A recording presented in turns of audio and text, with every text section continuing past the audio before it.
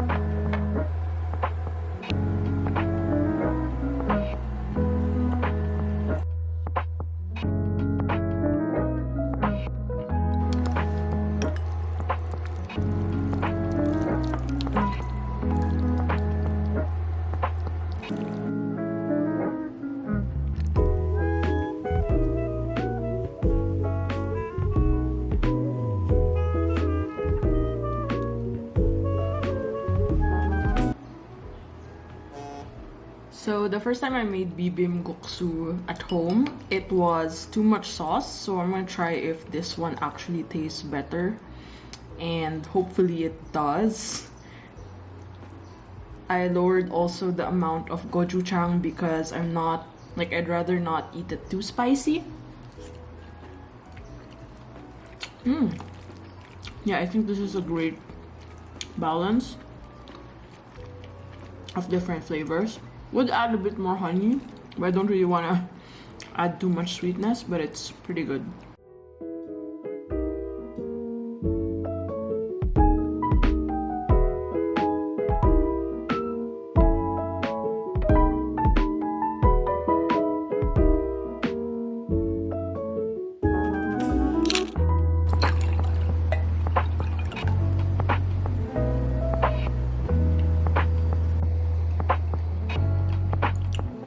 It's not bad.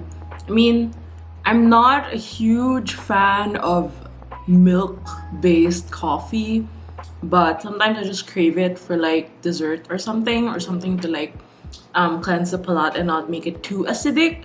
So it's not bad actually. And I did the unthinkable. So my friend Cherry, she sent me vanilla sweet cream, but I was like, oh, maybe I could add some sea salt and make it like sea salt cream, which I did. And it's not bad, guys. Like, I don't taste like salty, but I definitely taste the hints of sea salt, and it's a nice balance. Also, yeah, I didn't put any sweetener, just the sweet cream, and I think that already makes up for a lot of the sweetness. Yeah, this is my failed attempt at being a iced coffee connoisseur. I'm more of a hot coffee person, a hot drip coffee, basic coffee person, basically. So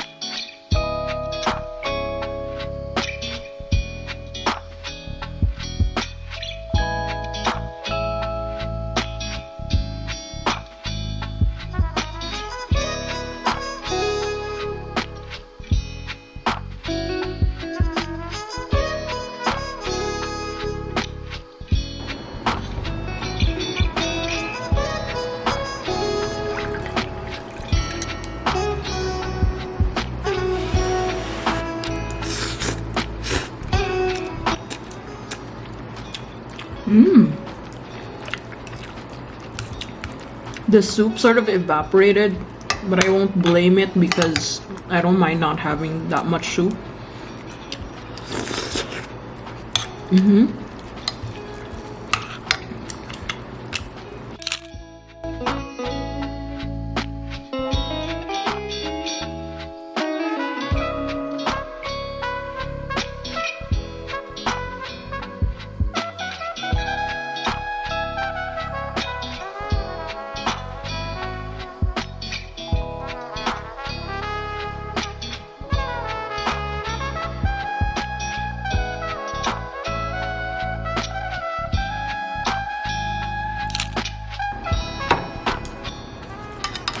So I used up the remaining Jin ramen spicy, which was definitely spicy, and added in kimchi mandu as well as dried mushrooms that I hydrated in dashi broth a couple of days ago. So it's really flavorful, and I couldn't help but add in some cucumbers. I got some from home.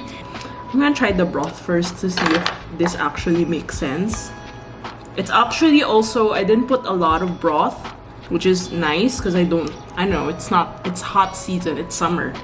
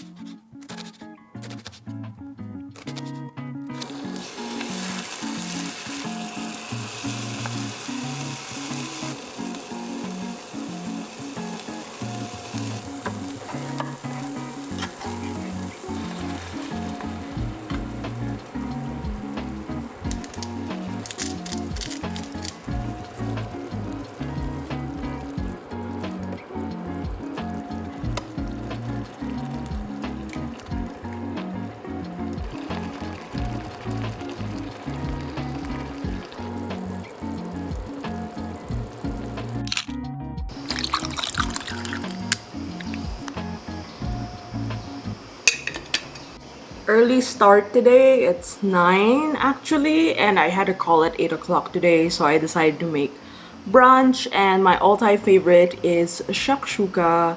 This has been my go-to at a restaurant called Wildflower, and since the quarantine happened, I was like, I have to make a way to hack this recipe and make it at home so I don't have to order takeaway. And I have been doing that for the past couple of months, and it's such a treat to actually have it. And it's not something I have every day because we don't buy sourdough every day, we don't have a lot of diced tomatoes, but now I'm really getting to the hang of using these basic kitchen essentials, basically pantry essentials, and making use of these components to create this dish. So generally, it's just tomatoes, eggs, onions. You can add some veggies. I forgot to defrost my spinach, so no spinach today, but it's purely, I guess, vegetarian. Eggs and cheese of choice. You can also add herbs, but I didn't have some on hand, so I guess these will do. And I'm also having a dairy-free cold brew latte. It's my first time using the barista soy from Rude Health. It's actually not bad. I am on a mission to look for the best dairy-free alternative that works smoothly with coffee and tea. So that is quite a challenge, but I am up for it. All for the dairy-free life. Except for cheese, because cheese is life. I think I'm being meta here, but I decided to cut out and journal about some of the food that I prepared over the past week. So I'm gonna be doing that today. And also wanted to share with you that I designed this food themed stamp set from Everyday Explorers. I will link it down below for you to get your own stamp. And I'm going to be, of course, using some of the stuff I made. This is the Cook and Eat washi tape. Don't mind my hands. I refilled some fountain pen inks earlier today, as well as my date stickers and some food stickers that I drew. And I'm going to be using my LAMY Safari fine tip in Sailor Shikiyori Yodaki ink.